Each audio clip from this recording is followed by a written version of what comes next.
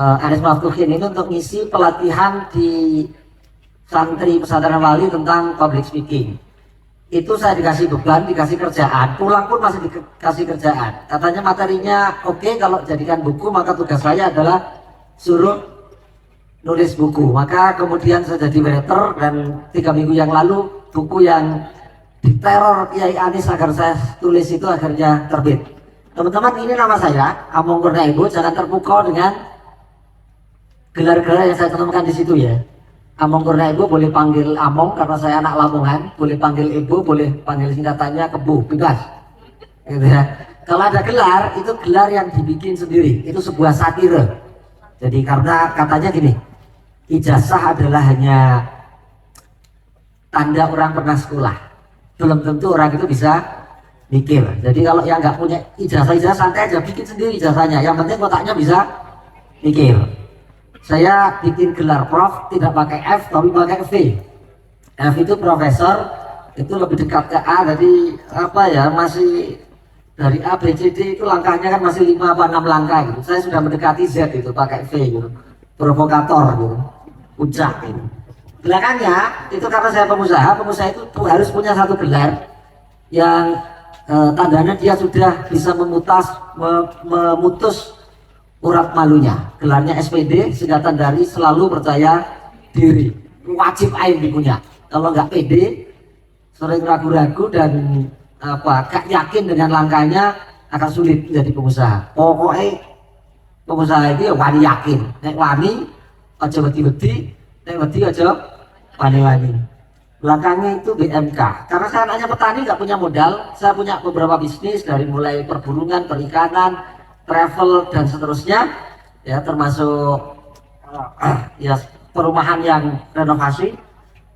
Akhirnya gelarnya BMK, di kampus ada BSc dan lain-lain, kita bikin sendirilah. BMK itu bisnisnya modalnya KTP, duit-duitnya KTP. Jadi bagi teman-teman yang nggak punya modal, anak tidak punya privilege dari orang tuanya, punya uang, punya agunan, punya jaminan, nggak punya itu semua, KTP sebetulnya bisa menjadi modal kita untuk bergerak menjadi pebisnis. Ya, saya dulu mulainya dari jualan serabi, sempat punya 84 outlet. Nanti saya ceritain. MDU itu kalau di kampus ada MPD, MSI, apalagi macam-macam itulah, kita bikin M depannya juga. Saya bikin MBU. Saya punya travel umroh tapi sistemnya backpackeran. Jadi masternya backpacker umroh, disingkat MBU, dan termasuk pelopor ya. Backpacker umroh itu saya pelopori dari tahun 2012, sebelum akhir-akhir ini apa namanya jadi ngetren gitu.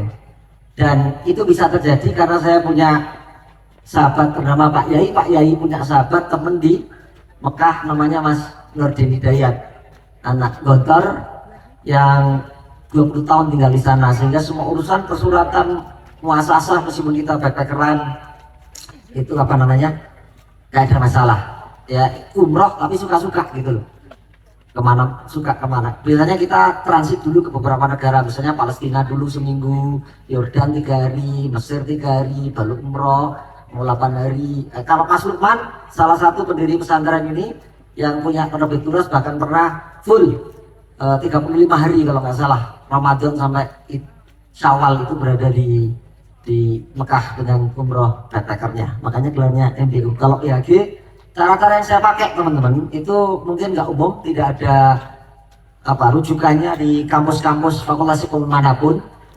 Pakai otak kanan murni. Otak kanan itu otak out the box. Jadi kita berpikir di luar pakem yang ada. Sehingga saya menyebut punya gelar, kalau di kampus masih PhD, saya sudah di atasnya, PhD, pengusaha gendeng.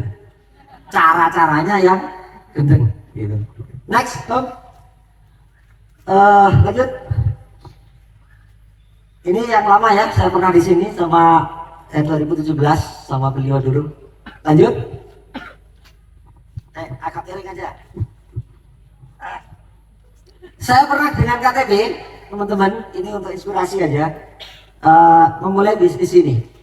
Itu zaman tahun setelah gempa Jogja 2010 atau 11 saya lupa, sampai 3 tahun kemudian punya 80. Nah, kenapa punya KTP? Itu sebelum musim banyak kampanye bank anti riba, riba anti bank dan seterusnya itu. Jadi saya KTP itu ada gunanya buat saya dan sampai sekarang tetap saya pakai. Saya pakai untuk mencari kartu kredit karena kalau minta ke bank minta kartu kredit itu artinya karena saya nggak punya orang tua yang kaya. Harga rombong waktu itu 1,2 sudah komplit kayak gini jualan serabi itu. Kartu kredit awal-awal saya masih isinya 10 jutaan baru punya satu, jadi itu bisa untuk bikin 3 rombong dari 1 sampai 3 dan akhirnya naik limitnya akhirnya punya puluhan rombong. Jadi KTP dibawa ke bank minta kartu kredit, saya bikinkan rombong. Ini inspirasi ya, hidup itu pilihan, teman-teman bisa membuat pilihan. Saya bikin gerobakan kayak gini, jualnya sederhana, serabi zaman itu masih 1 gulung itu 1000-an ya. Jawa Tengah Jogja totalnya akhirnya punya 84 selama 3 tahun. Next mas. Setelah punya bisnis saya akhirnya tahun 2012 dari umroh backpacker itu punya hobi baru, traveling. Itu pun setelah saya sering ketemu Pak Yai dan teman-temannya yang lulusan pondok.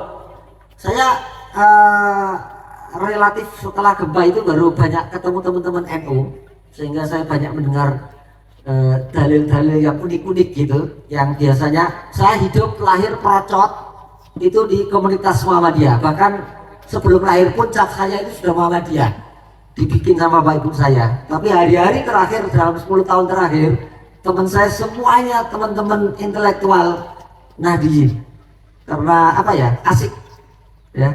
Jadi ini saya temukan kenapa saya suka traveling, ada 2 tujuannya. Yang pertama, traveling itu ternyata perintah kedua setelah sholat teman-teman.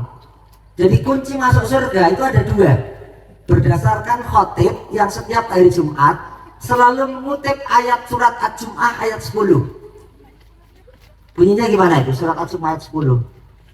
Ya ayyuhalladzina amanu idza nudiya lis-shalah min yaumil jum'ah fas'au ila dzikrillahi wa dzarul bai'ah kuntum ta'lamun. Fa idza qudiyatis shalah, belakangnya apa? Fantasiru fil wabtagu min fadli wadkurullaha katsiran la'alakum tuflihun. La'alakum tuflihun. Semoga kamu mencapai kesuksesan.